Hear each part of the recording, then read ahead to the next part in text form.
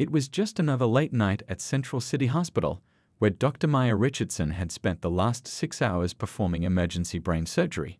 The patient was a young boy who'd been in a terrible car accident, and thanks to her steady hands and years of experience, she'd managed to save his life.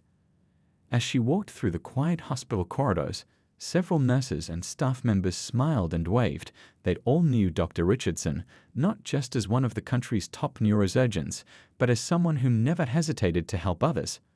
Maya had built her career from scratch, working countless night shifts and double shifts, studying harder than anyone else in medical school, and eventually becoming the youngest head of neurosurgery in the hospital's history. But what made her truly special wasn't just her medical skills, it was her heart. She'd started a foundation that provided free surgeries to kids whose families couldn't afford them, and she regularly spoke at local schools, inspiring young students to pursue their dreams no matter what obstacles they faced. That night, as she walked to her car in the hospital's parking garage, Maya couldn't help but smile. The surgery had been challenging, but seeing the relieved faces of the boy's parents made it all worth it. She checked her phone. It was almost midnight, and she had another surgery scheduled for tomorrow morning. Just a quick drive home, she thought, looking forward to getting some rest. Her Tesla Model S was parked in its usual spot. It was a car she'd bought herself after her first year as department head, a reminder of how far she'd come from the small apartment she'd grown up in. She remembered how her mom had worked 3 jobs to put her through college, how they'd celebrated together when she got her acceptance letter to medical school, and how proud her mom had been at her graduation. Now, at 45, Maya had made sure her mom never had to work another day in her life. The streets were quiet as she drove home. The spring air was cool, and through her car's open window, she could smell the cherry blossoms that lined the streets of her neighborhood. She'd lived in this part of town for 10 years now, in a beautiful house that she'd restored herself. Her neighbors knew her well. She was the one who organized the annual block party and always kept extra candy for the neighborhood kids during Halloween. Maya stopped at a red light just 3 blocks from home. She was thinking about tomorrow's surgery, mentally reviewing the procedure, when suddenly bright lights filled her rearview mirror. A police car had pulled up behind her, its lights flashing. Maya took a deep breath and did exactly what she'd always been taught. She turned on her interior lights, kept her hands visible on the steering wheel, and waited calmly. She watched in her side mirror as an officer stepped out of the patrol car. Even from a distance, she could tell something was off about his body language. He was moving too quickly, too aggressively. Maya remained calm, though. She'd been in situations like this before, and she knew the best approach was to stay professional and composed. After all, she dealt with high-pressure situations every day in the operating room. The officer approached her window, his hand already resting on his weapon. A detail that didn't escape Maya's notice. She could see his nameplate now, Officer Barrett. His face was set in a hard expression, and when he shined his flashlight directly into her eyes, Maya had to resist the urge to flinch. "License and registration," he barked, without even introducing himself or explaining why he pulled her over. Maya kept her voice steady and professional as she responded, "Of course, officer. My license and registration are in the glove compartment. Would you like me to get them for you?" But something in Officer Barrett's expression told her this wasn't going to be a routine traffic stop. The way his jaw clenched, the aggressive stance he took, Maya had seen enough in her life to know when someone had already made up their mind about who she was and what she represented. Still, she held onto her composure, just like she did in the operating room when complications arose. She had no idea that in the next few minutes, this ordinary drive home would turn into something that would shake their entire community. Maya slowly reached for her glove compartment, making sure to narrate her movements. "Officer, I'm going to get my documents now," she said clearly. Her fingers brushed against the leather folder where she kept her car documents, a habit of organization she developed over years of managing medical records. But before she could even pull out the papers, Officer Barrett's voice cut through the night air. "Step out of the vehicle." His tone was harsh, unnecessarily aggressive, making several heads turn from nearby cars that had stopped at the intersection. Maya's heart began to beat faster, but her voice remained steady. "Officer, I have my documentation right here. Is there a reason you've pulled me over?" 20 years of handling high-pressure situations in the operating room had taught her how to stay calm when others weren't. I said, "Step out of the vehicle. This car's been reported stolen." Barrett's hand was still on his weapon, his knuckles white from gripping it too hard. Maya blinked in surprise. "Officer, there must be some mistake. I've owned this car for 3 years. I have all the paperwork right here, and if you run the plates—" "Out, now," Barrett interrupted, his voice echoing off the nearby buildings. A small crowd had started to gather on the sidewalk. Some had their phones out, recording the scene. Among them was Mrs. Thompson from the local bakery, who often donated bread for Maya's charity events. Her face showed a mix of shock and concern. Maya took another deep breath. She knew her rights, but she also knew that right now, the most important thing was to stay safe. "Officer, I'm going to step out slowly," she announced, her hands still visible.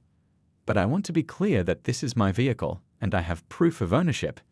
As she began to open her door, Barrett suddenly grabbed it, yanking it wide open. The force of his movement caught Maya off guard.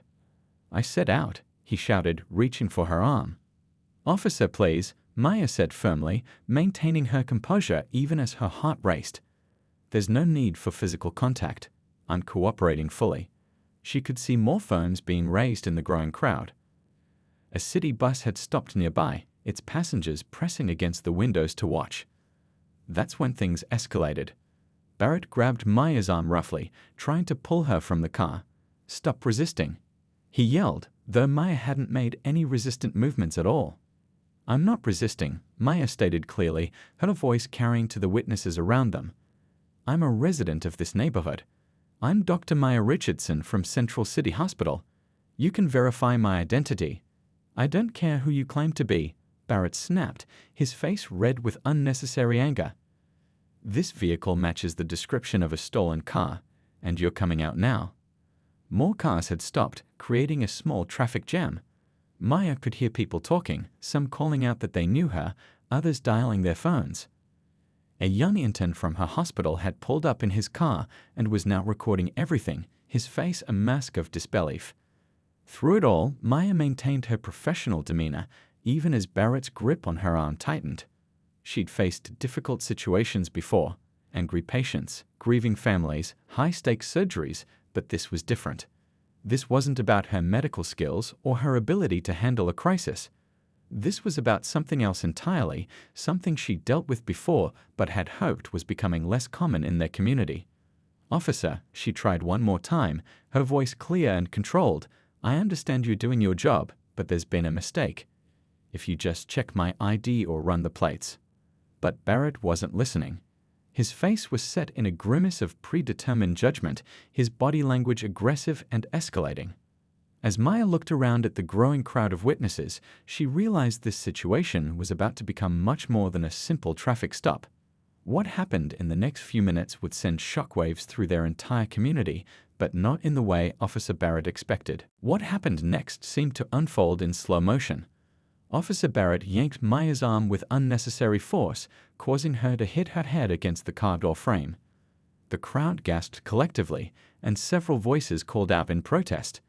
The young hospital intern who'd been recording immediately dialed 911, requesting supervisor presence at the scene.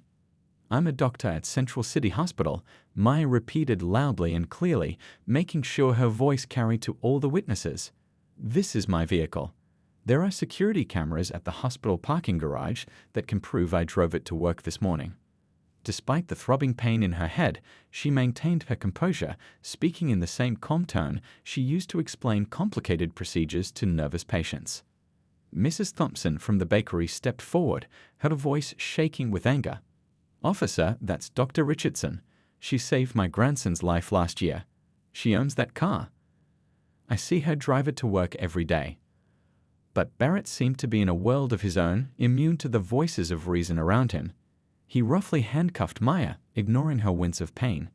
"You can tell your story downtown," he growled, though he still hadn't read her rights or even properly explained why she was being detained. The crowd had grown larger now.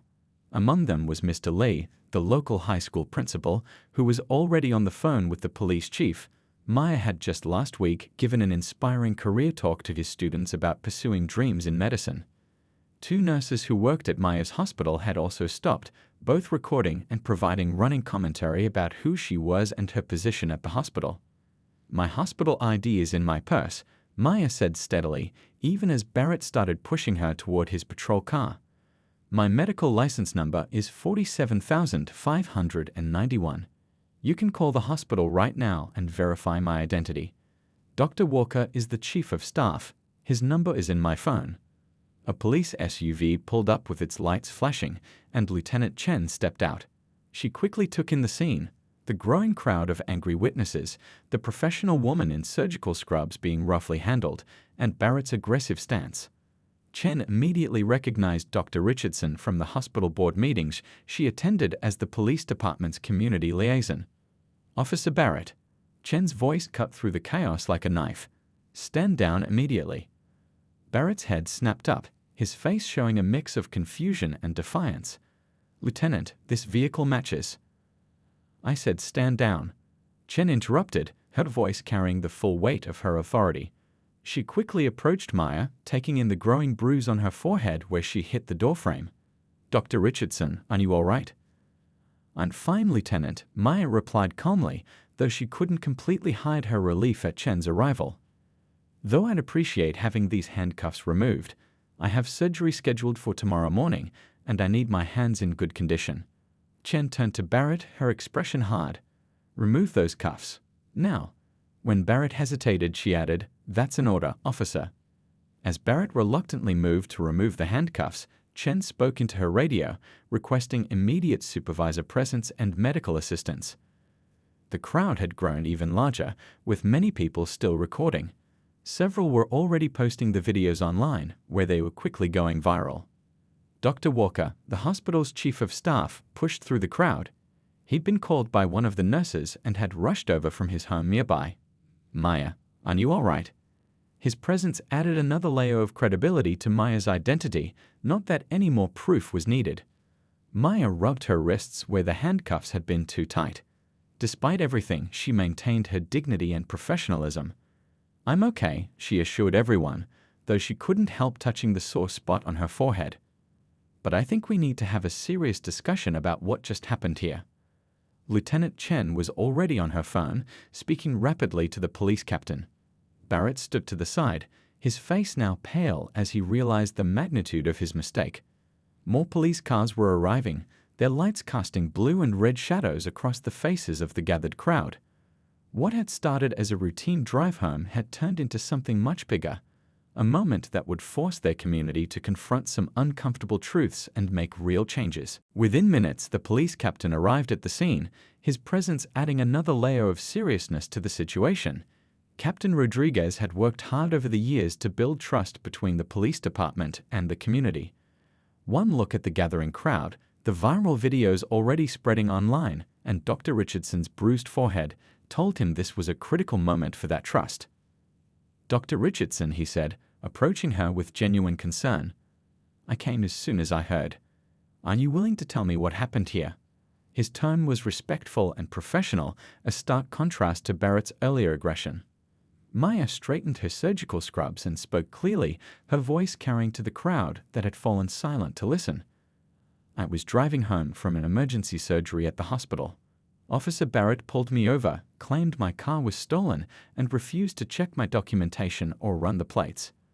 When I tried to show him my ID and proof of ownership, she touched the bruise on her forehead. Well, everything that followed is on video." The medical team that Lieutenant Chen had called was checking Maya's injury. The paramedic, who had worked with Maya on numerous emergency cases, couldn't hide his anger as he examined the bruise.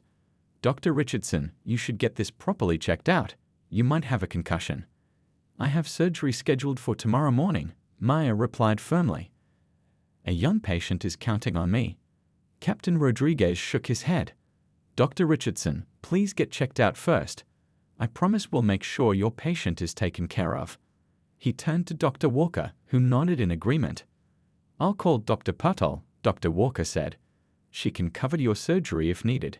Your health has to come first, Maya."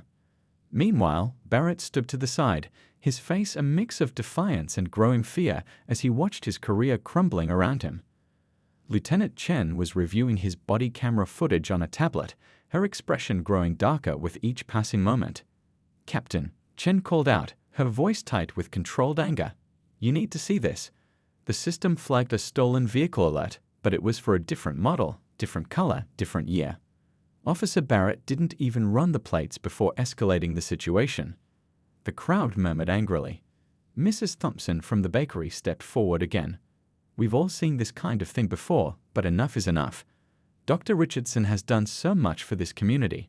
She volunteers at the free clinic, she mentors our kids, she saved countless lives." Captain Rodriguez raised his hand for silence. "Mrs. Thompson, you're absolutely right. This stops here." He turned to Barrett. "Officer Barrett, turn in your badge and gun. You're being placed under arrest for assault, abuse of power, and civil rights violations." The crowd went silent. Nobody had expected such swift action. Barrett's face went pale. "Captain, you can't." "I can, and I am," Rodriguez interrupted firmly. "Lieutenant Chen, please take his equipment and process him. Call Internal Affairs, I want them here now." As Chen moved to arrest Barrett, Maya spoke up. "Captain, may I say something?" When he nodded, she addressed Barrett directly, her voice steady and clear. "Officer Barrett, I want you to know something. Tomorrow morning, I'm supposed to perform surgery on a 12-year-old boy. His parents are police officers. They trust me with their son's life because they know I'll do my job professionally and without prejudice. That's what serving the public means." The impact of her words was visible on Barrett's face. Around them, phones were still recording, capturing this moment of accountability. Some people in the crowd were crying. Others were nodding in approval. Local news vans were starting to arrive, their cameras catching the unprecedented sight of an officer being arrested on the spot for misconduct. But Maya's focus was elsewhere, on her phone, texting her surgical team to ensure her patient would be taken care of, no matter what. "Dr. Richardson," Captain Rodriguez said, "I know this isn't enough to make up for what happened, but I want you to know that this department will be making serious changes. Would you be willing to help us improve our training programs?" Maya looked around at the gathered crowd, her neighbors, colleagues, and community members who had stood up for her. She saw the young people recording everything, ensuring that this incident wouldn't be swept under the rug. Maybe, she thought, this terrible experience could lead to real change. The emergency room at Central City Hospital was buzzing with activity when Maya arrived for her checkup. Word had already spread through the hospital staff about what had happened to their beloved neurosurgeon. The ER doctor who examined her was Dr. Patel, a colleague who had worked with Maya on countless cases. "The good news is no concussion," Dr. Patel said, reviewing the scan results. "But that bruise needs time to heal. Are you sure you don't want to take tomorrow off? I can handle your surgeries." Maya shook her head gently. "That young boy and his family are counting on me. His parents are good police officers who protect our community every day. They shouldn't have to worry about their son's surgery being delayed because of one person's bad actions." Outside the examination room, reporters had gathered in the hospital lobby, trying to get a statement. The videos of the incident had gone viral, with millions of views in just a few hours. Maya's phone wouldn't stop buzzing with messages of support from colleagues, patients, and community members. Captain Rodriguez was waiting to speak with her when she finished her examination. He had removed his cap and looked tired but determined. "Dr. Richardson, Internal Affairs has already started their investigation. Officer Barrett is being processed as we speak. But I wanted to talk to you about something more important, how we can prevent this from happening again." Maya sat down with the captain in a quiet consultation room, the same room where she often delivered both good and bad news to patients' families. "I'm listening," she said, adjusting the ice pack on her forehead. "We want to completely overhaul our training program," Rodriguez explained. "Not just sensitivity training, but real, meaningful changes in how our officers approach their duties. Your incident has opened a lot of eyes. Would you consider being part of our reform committee?" Before Maya could answer, her phone buzzed again. It was a message from Mr. Lee, the high school principal. The video of how she had handled the situation with such dignity had inspired his students. They wanted her to speak at their graduation about standing up for what's right while maintaining professionalism. "You know," Maya said thoughtfully, "when I was in medical school, one of my professors told me something important. He said that sometimes the most powerful way to create change is to be an example of what's possible." She turned to the captain. "I'll help with your training program, but I have some conditions." Over the next hour, Maya and Captain Rodriguez outlined a comprehensive plan. It wasn't just about punishing one officer, it was about creating lasting change. They would establish a community oversight board, implement new training protocols, and create a mentorship program between police officers and medical professionals. Meanwhile, the story continued to spread. Local news stations were running special reports about Maya's contributions to the community, the free surgeries she performed, the scholarships she'd funded for underprivileged students interested in medicine, her volunteer work at local clinics. People were coming forward with stories about how she had helped them or their families. Mrs. Thompson had already organized a community support rally for the next day. The bakery owner had turned her shop into a makeshift headquarters for people wanting to help with the reform efforts. Even Maya's patients' families were getting involved, sharing their stories of her compassion and dedication. By evening, the hospital administration had released a powerful statement supporting Maya and announcing a new partnership with the police department. They would work together to create a program where officers would shadow healthcare workers, learning about serving the community from a different perspective. As Maya finally prepared to head home, escorted by Lieutenant Chen, who had insisted on ensuring her safety, she received one more message. It was from the parents of the boy she was scheduled to operate on tomorrow. They were both police officers, and their message brought tears to her eyes. "Dr. Richardson, we saw what happened today. We saw how you handled it with grace and professionalism, even when faced with injustice. It only confirms what we already knew, that our son couldn't be in better hands. Thank you for not letting this stop you from being there for him tomorrow. You show us all what it truly means to protect and serve." Maya looked up at the hospital building where she'd spent so many years saving lives. Tomorrow, she would be back in that operating room, doing what she did best.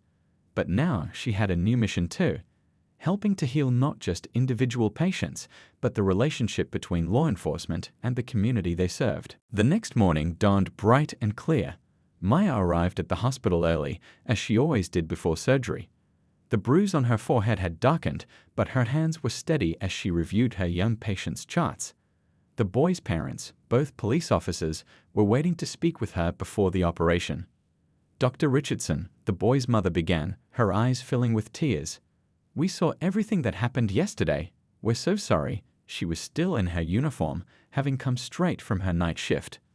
Maya held up her hand gently. "Today isn't about what happened to me," she said firmly. "It's about your son. He's been so brave through all of this, and that's what we're focusing on." She smiled at the young boy, who was trying to act tough, but couldn't hide his nervous excitement about the surgery that would finally fix his spine problem. Meanwhile, across town at the police station, things were happening quickly. Barrett's case was being processed with unprecedented speed. The district attorney herself had come in early to handle it personally. The evidence was overwhelming, not just the viral videos and witness statements, but Barrett's own body camera footage showed clear misconduct. "This isn't just about one incident," the DA explained to the press gathered outside. "This is about setting a standard. When officers abuse their power, they will face consequences. Period." Her words were broadcast live on local news, where they ran alongside clips of Maya's professional handling of the situation. Back at the hospital, Maya was in her element. The operating room was her sanctuary, a place where nothing mattered except saving lives. Her team worked with practiced precision, and after 4 hours of delicate surgery, she emerged to give the waiting parents the news they'd been hoping for. Their son's operation was a complete success. The boy's father, still in his police surgeon's uniform, broke down in tears of relief. "Thank you," he whispered, hugging his wife. "After everything that happened yesterday, you still came through for our son." "That's what community means," Maya replied simply. "We look out for each other regardless of what uniform we wear or what title we hold." By afternoon, the police department had made several major announcements. Barrett had been officially charged and was being held without bail due to the severity of the civil rights violations. But more importantly, sweeping changes were being implemented immediately. Captain Rodriguez held a press conference outside the police station. Starting today, he announced, we're implementing new training protocols. Every officer will go through enhanced community engagement training. We're establishing a civilian oversight board with real power.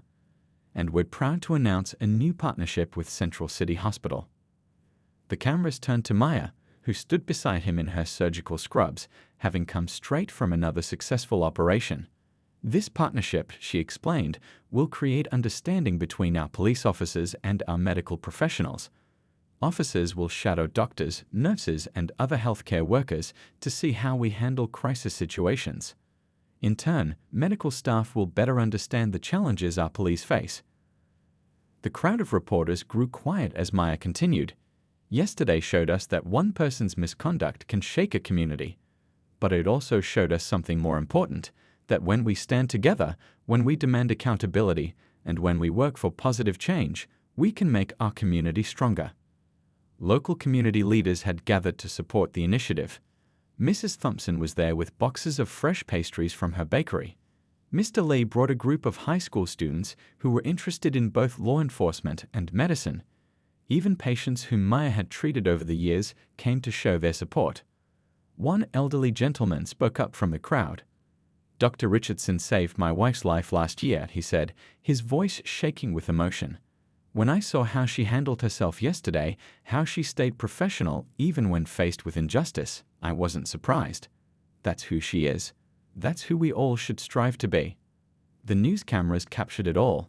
The handshakes between police officers and community members, the teenage students asking Maya questions about both medicine and standing up for what's right, the genuine commitment to change that filled the air. This wasn't just a press conference, it was a community coming together to say enough is enough and working to make real changes. As the sun began to set, Maya checked her phone. There was a message from the young boy's parents. He was awake, asking for ice cream, and already trying to sit up in bed. Despite everything that had happened in the last 24 hours, she smiled. This was why she became a doctor, to help people, to make a difference, one patient at a time. And now, maybe she could help heal her community too. 1 month later, Maya stood at the podium in the high school auditorium, looking out at the sea of eager young faces. Mr. Lee had asked her to give the graduation speech, and the timing couldn't have been more perfect. The changes that had started with that difficult night were already showing real results. When I was your age, she began, her voice warm and engaging, someone told me that moments of challenge don't define us, how we respond to them does. The students leaned forward, many of them recording on their phones. These were the same young people who had witnessed or watched the viral videos of her encounter with Barrett. In the audience, she could see familiar faces. The young boy she had operated on that morning after the incident was there with his parents, both still in their police uniforms. He was recovering beautifully, already back to playing his favorite video games. His parents had become strong advocates for the new police training program. This past month has taught us all something important, Maya continued. Real change is possible when we work together.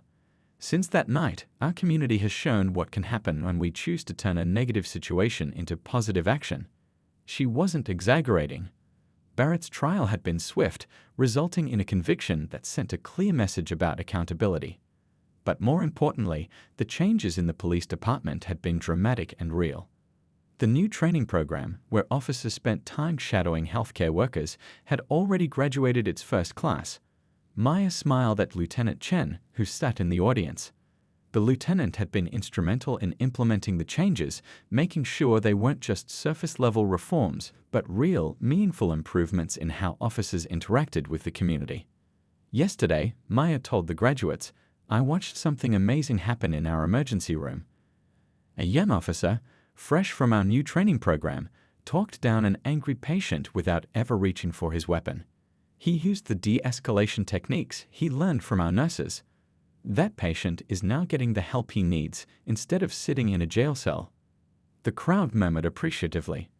These were the kinds of stories they'd been hearing more and more lately, stories of positive interactions between police and the community, of problems solved through understanding rather than force. But the changes don't stop there, Maya continued.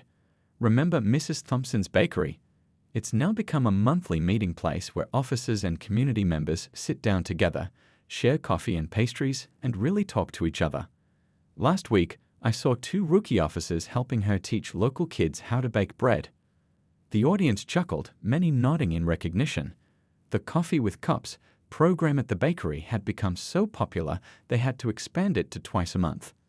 And right here in this school, Maya gestured around her, we've started a new program where students interested in law enforcement or medicine can intern at both the police department and the hospital. Because understanding different perspectives is how we build a stronger community. She paused, looking at the young faces before her. Some of you might have seen the viral videos of what happened to me that night. But what I want you to remember isn't the incident itself, it's what happened afterward. How our community came together. How people stood up for what was right. How real change began. In the back of the auditorium, Captain Rodriguez nodded in agreement. The police department's new policies had become a model for other cities. Already, departments from across the state were sending representatives to learn from their example. The Civilian Oversight Board we created now has real power to make changes, Maya explained. But do you know what's even more important? We hardly need to use it, because our officers are now part of the community in a way they never were before. They're coaching Little League teams, volunteering at the hospital, teaching conflict resolution in schools. She smiled at a group of students in the front row wearing both medical scrubs and police cadet uniforms, the first class of the new dual internship program. These young people represent our future. They understand that serving the community isn't about power, it's about responsibility, empathy, and respect. As Maya concluded her speech, the applause was thunderous. But she wasn't done making changes. Tomorrow, she would be meeting with hospital administrators from 3 other cities, helping them set up similar programs. The ripples of change that had started with one difficult night were spreading far beyond their community. After the ceremony, as Maya chatted with proud parents and excited graduates, Mrs. Thompson approached with a box of her famous cookies. You know, the baker said thoughtfully, something terrible could have happened that night. Instead, look at all the good that came from it. Maya nodded, watching as police officers and community members mingled freely, sharing stories and laughs. Sometimes, she replied, the worst moments can bring out the best in people. We just have to be brave enough to stand up for what's right and wise enough to turn adversity into opportunity. And that's exactly what their community had done. 1 month after that dark night, they had shown the world that real change was possible. That accountability mattered. That communities could heal and grow stronger. And most importantly, that every single person had the power to make a difference.